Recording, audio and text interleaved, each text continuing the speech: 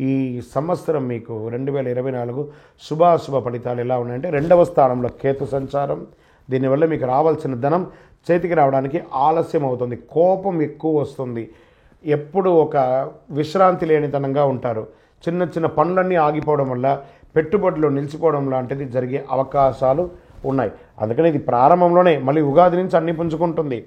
మీరు ధన సంబంధిత విషయంలో పెట్టుబడుల విషయంలో కాస్త జాగ్రత్తగా ఉండండి. ఆలోచించి నిర్ణయాలు తీసుకోండి. అష్టమ రాహు ప్రభావం వల్ల మానసిక భ్రమలకు లోను కాకండి.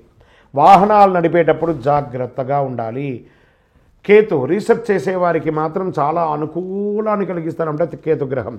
సప్తమ స్థానంలో శని సంచారం.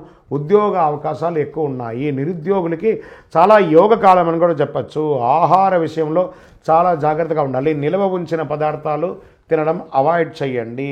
ఎప్పటికప్పుడు తాజాగా వండి తినండి. గ్యాస్ట్రిక్